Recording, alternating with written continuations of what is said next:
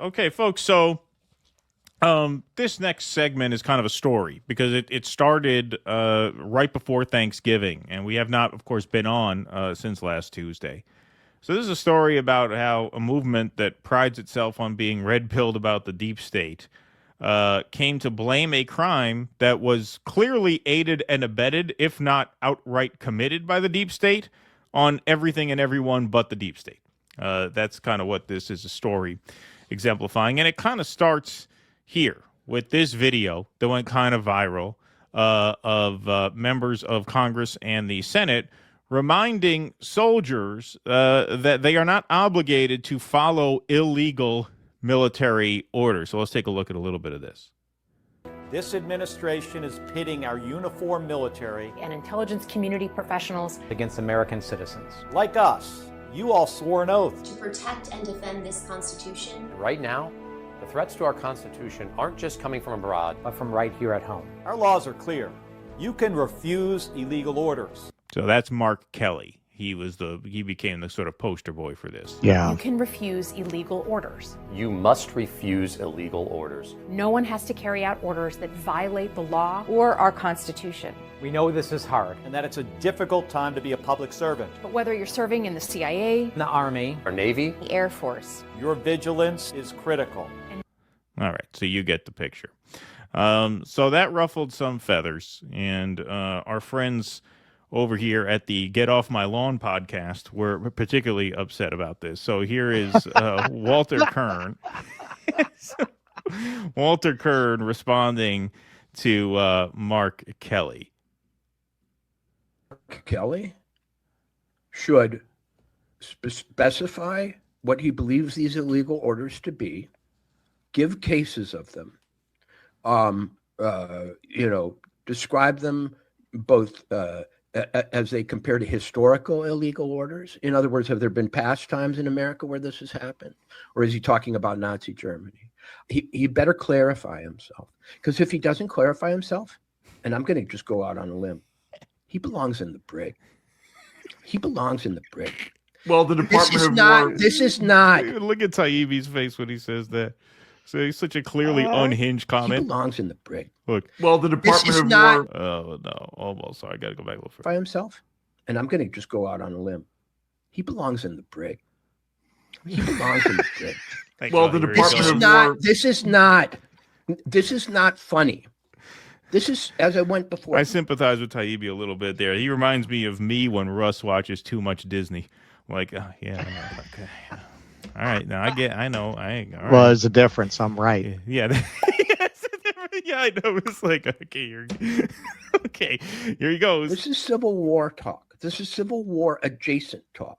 They are fomenting something, and they're doing it with people and who are 19, 20, who don't understand, but have been thoroughly drilled that they don't have to. Listen, he wasn't the first to tell them that they don't need to follow legal orders. They're told that when they enter the military. They're told that all the time. And the officers certainly are told it.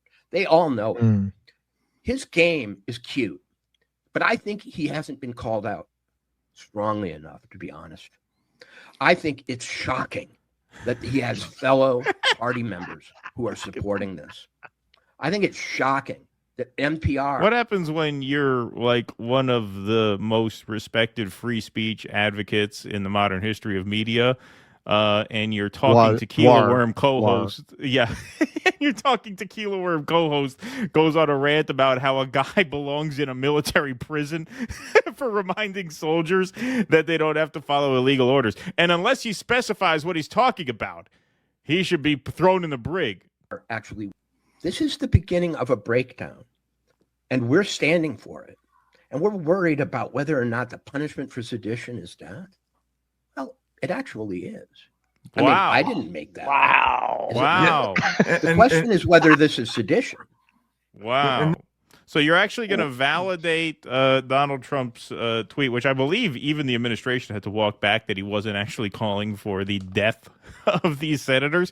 Wow. Wow. That is some great defense of free speech there. So when, of course, the following day, I believe this was, obviously the tragic shooting of these National Guard members in Washington, D.C. I mean, I'm wrote. sorry. Before we move on from that, Walter's like a fucking Nazi punk. Like, what the fuck? Like, when I saw the show when we were covering the Taibbi Barry Weiss thing, I had honestly never seen it. And my first thought was, this is worse than like basic cable from 1987. Like, I can't believe that this is a show. It's just awful.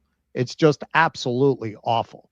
Like, for what it is, it's awful. There are people who I don't ideologically agree with, who have talent, who do a good version of that show. This is really like you set up a camera at a 12-step meeting and just let cranky, pissed off old men shaking fists at clouds opine about politics. Well, Like, the that's what I idea mean, that yeah. this is supposed to be a legitimate show representing some kind of an informed analysis is just absolutely bizarre to watch. But then you look at the take. Yeah, Matt is a sad case, man. That is a sad case. As you say, man, he was known for free speech. How do Yeah. you sit through your partner? We do a podcast together. If we disagree, we say so.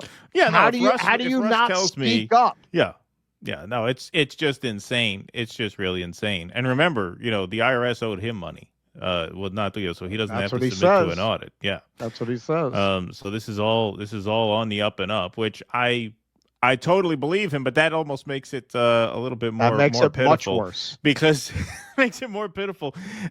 Because yeah, like if like we pregame the show, like if Russ was going to say, hey, you know what, my take on this is that if Mark Kelly doesn't clarify what he means by the military doesn't have to obey illegal orders, I'm going to say that he belongs in jail, and I'm going to validate the president's death threat against him. I would tell him first. I would ask if he started any new medication, but then I would tell him. I would say, "All right, well, if you say that, I'm going to push back on it, and we're going to have to debate it a little bit." Yeah, But yeah, that's man, happened that's in the insane. past. Yeah, That's exactly. happened. We just pre-gamed it. Like, yeah, that's going to be my take, and I'll give you some space, and you can give your rebuttal, and Right. we work it out. Right. You don't just sit there as he goes on a fucking tear. I mean, that guy, he's unhinged. He's an unhinged lunatic to say that he belongs in jail for reminding the military that they don't have to follow illegal orders. And he goes on, in that episode. You can watch the whole thing if you like Racket News. But anyway, I think this was the day after that episode aired that this horrible tragedy happens in D.C., where two National Guard members are shot. And Walter Kern says, this happened after my post of this morning warning of such stuff. That's how rapidly and predictably the business is unfolding. So basically what he's saying is that the Democrats' rhetoric incited this shooting. Yeah. And the episode, I think, aired the previous day. But, he posted about it on X that morning. Of course, that was then immediately complicated by the development that the shooter was an Afghan national who came to the U.S. in 2021, ID'd as alleged terrorist gunman in shooting of two National Guard members in D.C. And so once that happens, of course, the narrative changes in MAGA world from leftist rhetoric was to blame for this to Islam is to blame for this. And Gen X Girl did a great compilation. We'll mute the music for copyright purposes, but you could see in real time, there's Eric Doherty 4 hours ago, then to 2 hours ago.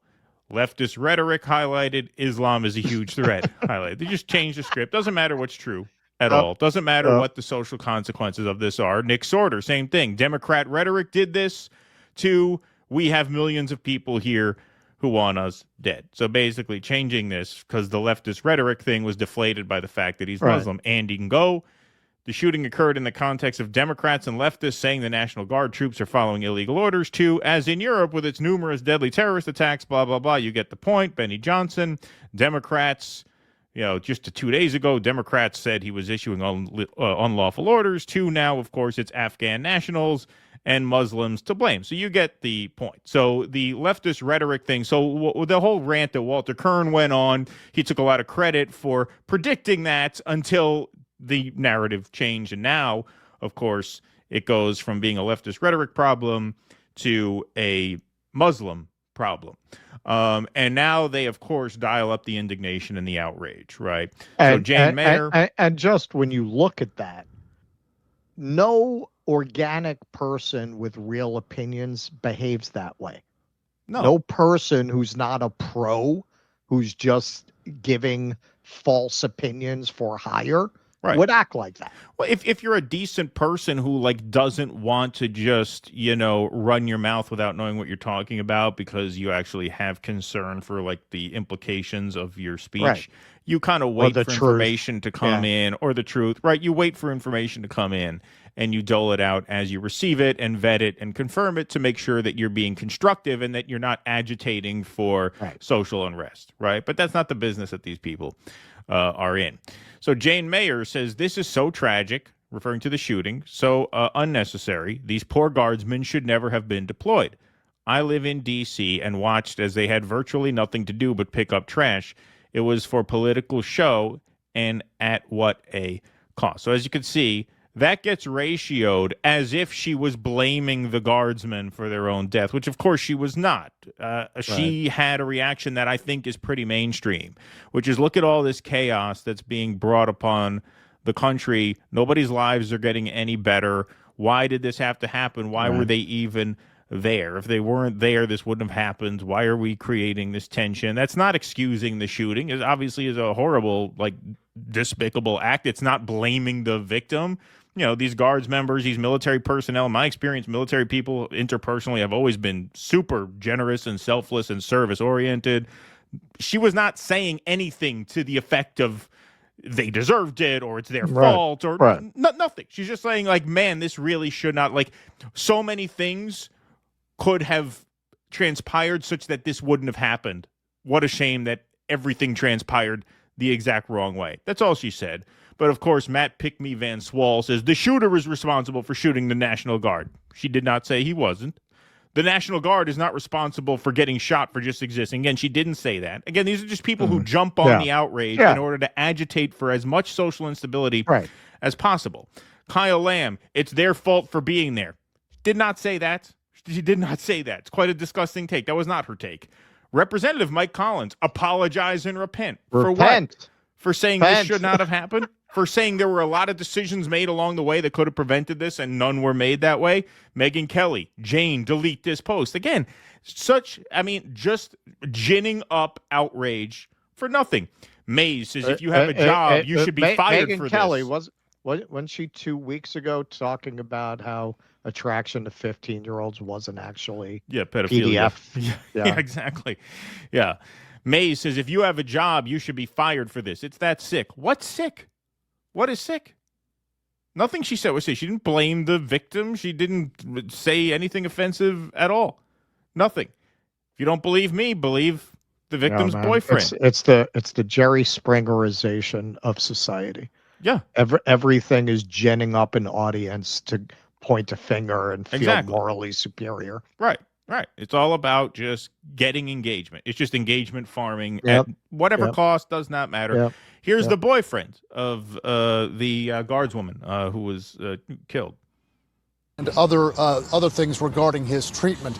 In the meantime, our colleague Gabe Cohen spoke to a gentleman named Andrew Carr, who is the former boyfriend of Sarah Beckstrom, the guard member who was killed in the shooting. They lived in West Virginia, and Gabe asked the former boyfriend what Sarah Beckstrom felt about her deployment to Washington. Take a listen.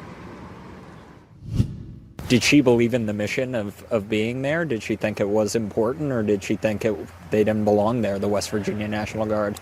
It was mixed. She got deputized in there, and they gave them no rights to do anything. She was like, people spit towards us, cuss at us, throw things at us, and we can't do nothing. She couldn't detain nobody. She couldn't stop them from doing wrong. It was like they told them to call the cops. She wanted to make the difference. She wanted to extremely. She was happy with it.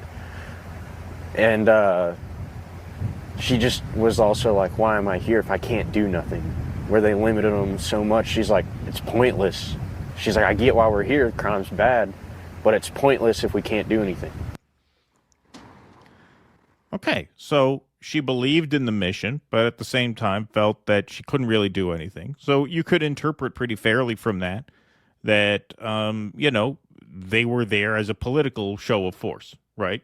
I'm not putting words in her mouth. I'm not saying she meant that. I'm saying when you watch that, you kind of glean from that a similar meaning to the Jane Mayer tweet that got the chuds all up in arms, right? Which is that ultimately, what were they doing there, right? That's not victim blaming. There's nothing controversial about that unless you're trying to gin up a fake controversy, right?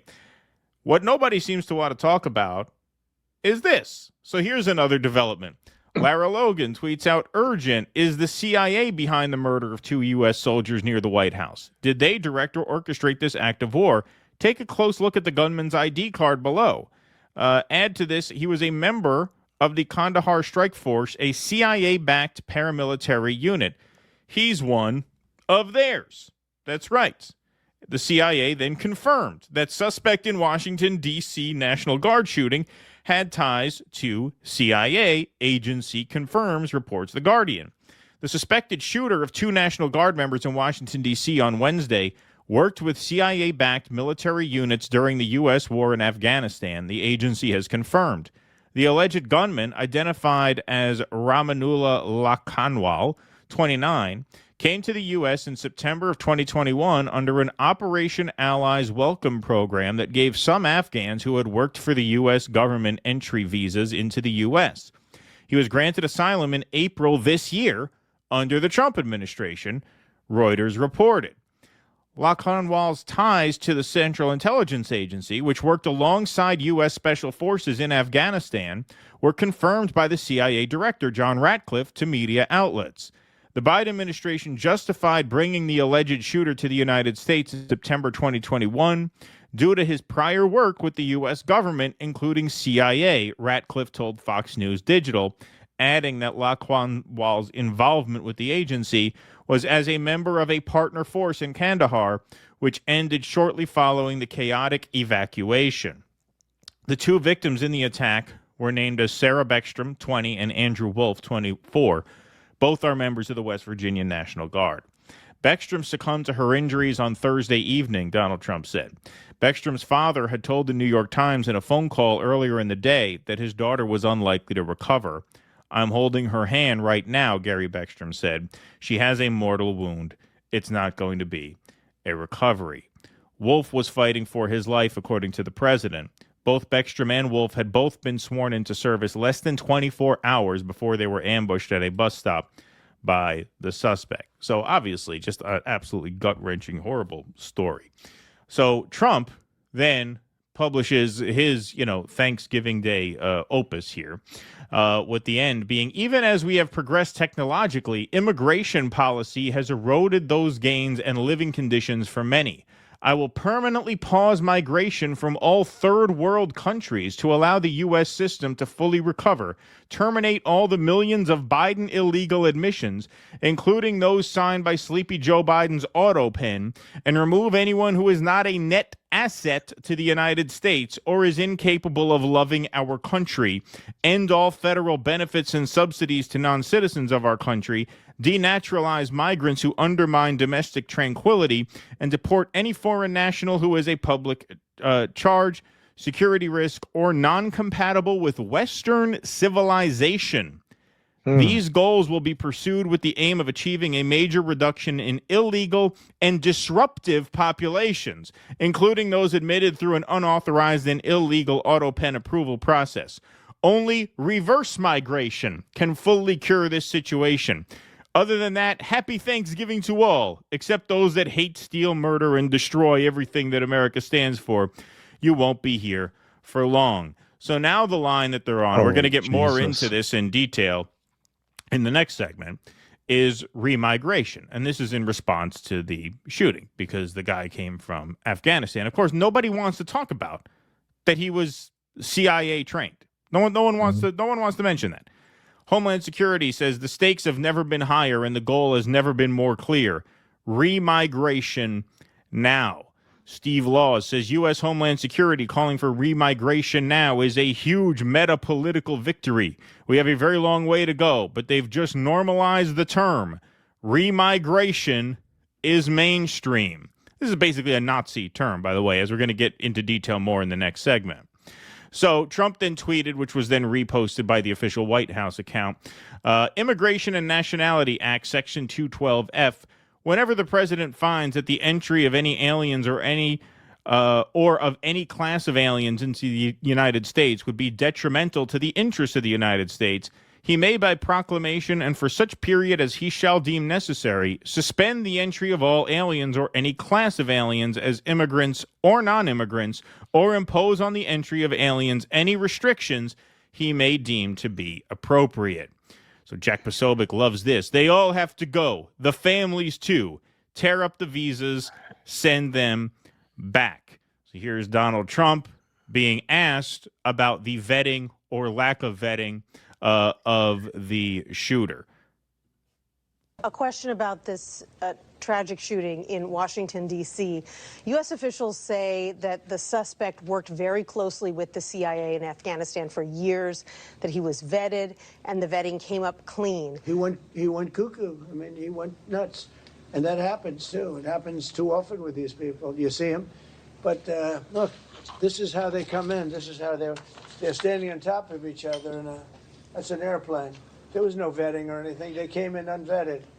And we have a lot of others in this country. We're going to get them out. But they go cuckoo. Something happens to them. Your DOJ IG just reported this year that there was thorough vetting by DHS and by the FBI of these Afghans who were brought into the U.S. So why do you blame the Biden administration for what this man did? Are you stupid? Are you a stupid person? Because they came on a plane along with thousands of other people that shouldn't be here. Yeah, they just stand and there. you're just asking questions because you're a stupid person. And Jesus there's a law passed that it's almost impossible not to get them out. You can't get them out once they come in. And they came in, and they were unvetted, they were unchecked. There were many of them. Okay, this line about them being unvetted, which we'll get to. Don't forget, he was trained by the CIA. Fucking CIA. He was trained by the CIA. That's like saying Frankenstein's monster was unvetted. Like, what are you talking about? He was a creation of the deep state. It's a creation of the CIA, unvetted. So here's Kristi Noem trying to blame this on the Biden administration for not vetting him properly, even though they did grant him asylum in April. You said that he was radicalized here in the United States. He was admitted to this country by the Biden administration. That's 100% correct, 2021. But he was granted asylum by the Trump administration in April. So did you see any red flags? If you remember, John.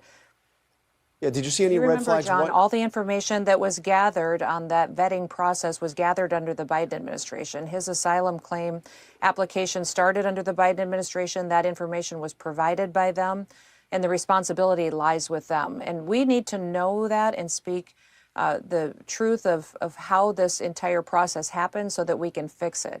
That's what President Trump has been doing and dedicated to, is that when we look at people who deserve asylum, they have to be thoroughly vetted. They weren't under the last administration. That has completely changed under President Trump. But again, he was granted asylum in April, so President Trump had already been in office for several months. You had been in office. Are you saying there was no vetting done by the Trump administration? You were simply relying on what had been done under the Biden administration? You did no vetting before granting him asylum?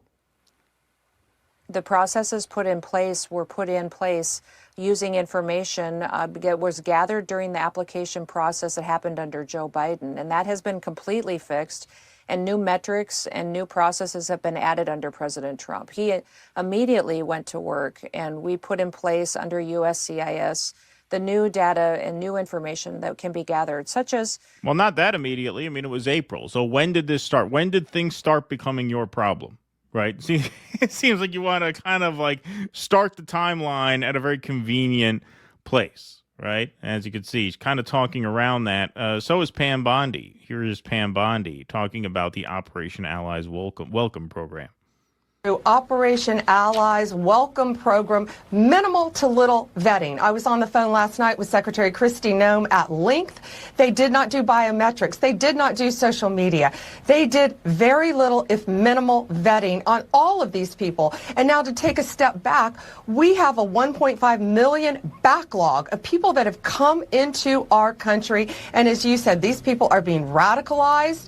We know that this shooter who shot our National Guardsman in D.C. the day before Thanksgiving, he was radicalized. You're going to hear a lot more about that.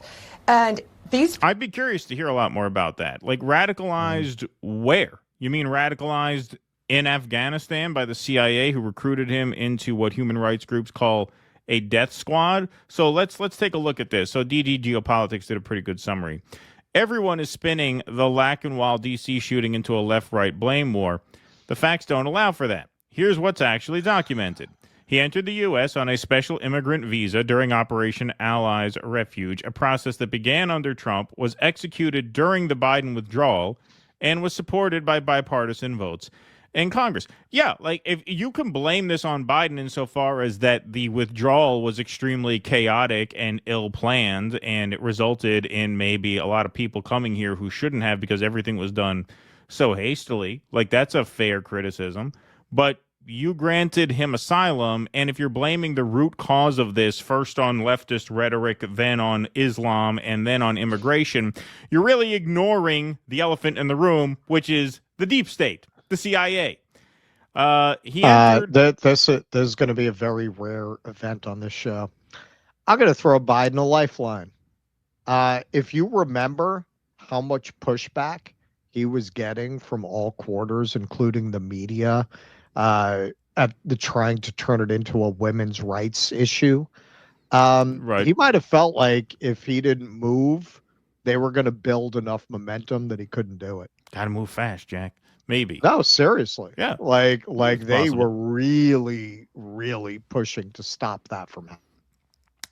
So he filed for asylum in late 2024 and was approved in April 2025 under the current administration. But asylum adjudication is handled by career officers following laws written and funded by multiple administrations. Both parties expanded, supported, or failed to reform the SIV and asylum systems that allowed this case to unfold the way it did. Trying to turn this into a partisan attack misses the real issue, because this wasn't a Democrat failure or a Republican failure.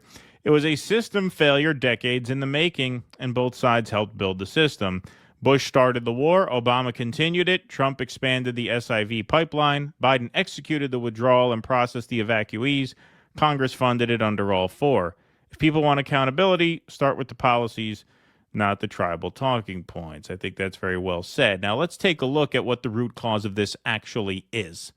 Because we've heard a lot of stories about what is to blame for this. What were the Afghan Zero units that sources say the National Guard shooting suspect worked for? An image of an ID badge circulating widely online that shows the suspect in the shooting of the National Guard members says he was assigned to the Kandahar Strike Force, or 03 unit, one of a number of so-called Zero units that worked closely with the U.S. and other foreign forces during the war in Afghanistan. A former senior Afghan military source confirmed to CBS News that the ID badge is authentic. A U.S. official briefed on the shooting investigation, and a former senior Afghan National Defense and Security Forces member told CBS News that the suspect, Ramanullah Lakhanwal, had been part of a Zero unit, an Afghan intelligence unit and paramilitary force that worked with the CIA.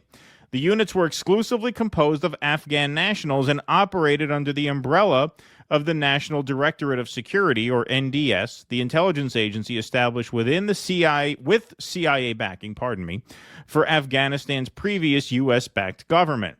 They were considered by the U.S. and its international partners to be among the most trusted domestic forces in Afghanistan. Those units are often labeled death squads by human rights groups. The units were known in Afghanistan for their secrecy and alleged brutality, and members were implicated in numerous extrajudicial killings of civilians, particularly during night raids. The U.S. official briefed on the investigation confirmed the suspect had been disturbed by the casualties in this unit, and more recently, deeply troubled by the killing of his close friend over sees. So what we know for sure is that the guy was a CIA asset who was psychologically traumatized by his participation in these quote unquote death squads for having committed, as we can imagine, multiple violent offenses against his own people. We know that for sure. So once again, for a movement that considers itself so red-pilled about the evils and the horrors of the deep state, you seem to want to ignore the very obvious culprit of this, which is the deep state. It was the deep state that recruited this guy at a young age, brainwashed him, made him commit all of these horrible crimes, clearly fucked him up, and he snapped. So this is clearly a crime aided and abetted by the deep state. We know that for sure. Now, of course, you add to that speculation, breaking thread. The D.C. Guardsman shooting isn't adding up. Shooter Ramanallah Lakhanwal, CIA-backed Kandahar Strike Force vet, skip the parentheticals here, ambushed two unarmed guardsmen at 2:15 yesterday, yelling Allahu Akbar. Critical but alive. But Google Trends, his name spiked in D.C. at 2:24 a.m., 3:28 a.m., 8 a.m., hours before shots fired. For knowledge, we need to subpoena the IPs. Lara Logan, the spike in searches of this person's name in the hours before the attack means the people who knew this was going to happen were searching to see if he had completed his task. A known CIA asset who was a trained member of a covert unit of assassins. Make no mistake, whether he came to the U.S. on an SIV visa or humanitarian parole, he has a sponsor, handler, and a detailed dossier. They know exactly who he is. The question is, who was he working for on this operation? Those are questions. That is suspicious timing that his name was searched hours in advance of the shooting. So you always have an added layer of mystery. But we can go just based on the facts here. We can go just based on what we know. Just based on what we know is true. We know the guy was recruited as essentially a kid to commit horrible acts of violence during the 20-year war and occupation of his country. And we know he committed this horrible act. We know the guy was psychologically fucked up. And this is from Trump's mouth. He went cuckoo. We know that's true. We don't even have to go into the speculation about the Google searches and all that stuff as to whether or not this was an orchestrated false flag or inside job. We don't even have to speculate that. We know enough in terms of what is provable to know that this was not a problem of Democrats' rhetoric. This was not a problem of Islam, and this was not a problem of immigration. This is a problem of imperialism and deep state fuckery. That is what created this man who committed this horrible crime. But for a movement, once again, that considers itself so hostile to the deep state, they really seem to be running cover for the deep state because none of these MAGA chuds want to talk about the fact that the CIA groomed this kid into a psychotic murderer. That is what happened. We know that's what happened. There's no question about that that's what happened. Yet they want to blame everyone else. Why? Because they're fucking liars who are interested in destroying their political opposition, demonizing Muslims, and yes, purging the country of non-whites. That's what this remigration is about, which we'll get more into in the next segment. That's what their motives are. Notice what takes precedence over the other. The war against the deep state, that takes a back seat when it's time to gin up the racism, is essentially what this boils down to in the end. Yeah, I saw some reports that he said I should have worked for the Taliban. They worked for the wrong side. Yeah, you really see that when you look at Kash Patel's government gangsters. That was one of the things that really struck me, that he wasn't really interested in cleaning up the deep state, because nobody who says the deep state is more Democrat, so we have to go after the you're not serious. At that point, you're not serious. By definition, the deep state is not partisan. That's why he called the deep state. It's permanent. It transcends changes in party and administration. By definition, it has its own agenda. It's not a Democrat thing. But because people who got drawn into this, MAGA world, absorbed this kind of framing, that's why they're not going there. In the end, it was always a pretense to attack Trump's enemies. That's what it was always directed at. If there's no framing directed at Trump's enemies, they're not interested in that framing. But yeah, obviously. But as we said in the previous segment, like, you know, the more serious and honest MAGA people have walked away already. You know, those people do realize this is a CIA operation that created this. Right. You're just left with the dregs now.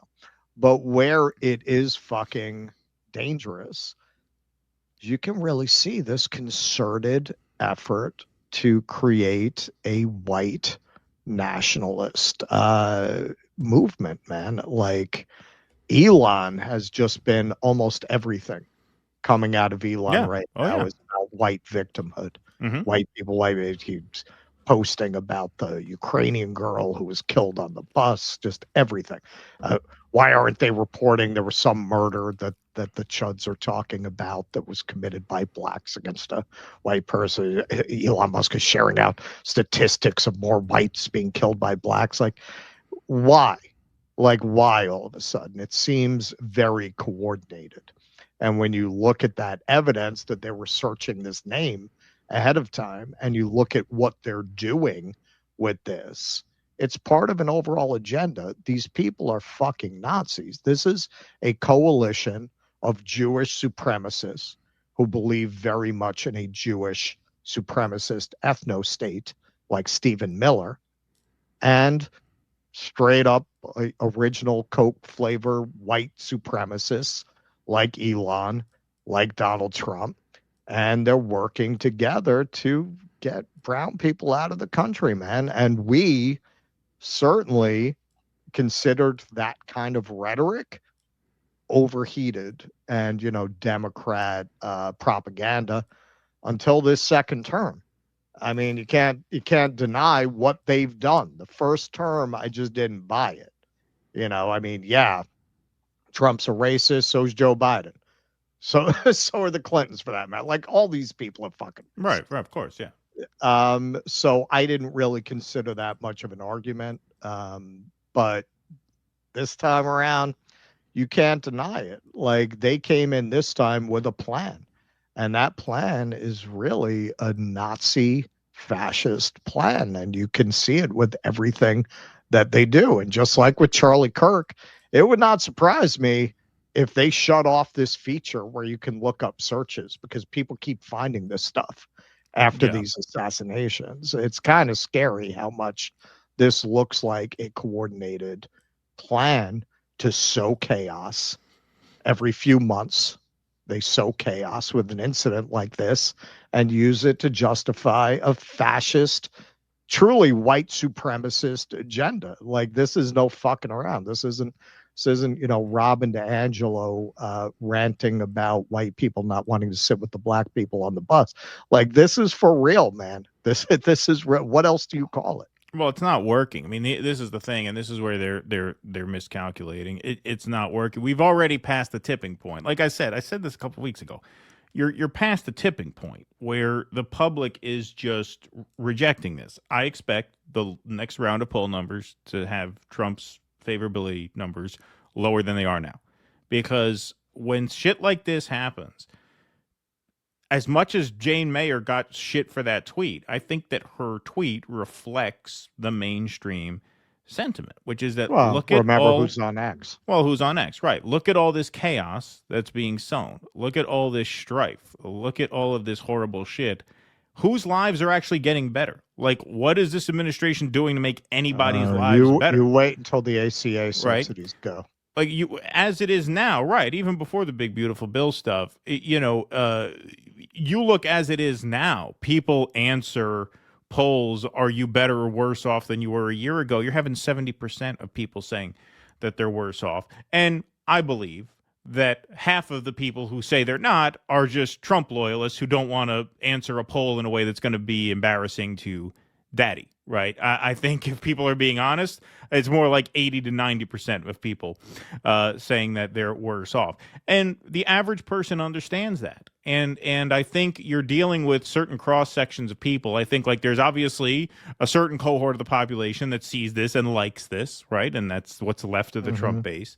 But then I think a much larger concentric circle around that is people who are not into this, who maybe didn't take seriously the threat of this, but who are like willing to take a flyer on Trump because Biden was so horrible, and if the economy will get better, yeah, we can deal with his crazy rhetoric and shit like this. If there is a payoff to it. But this is where they have miscalculated. They're not giving anybody any payoff to it. They're closing Tyson plants in Nebraska and importing beef from Argentina.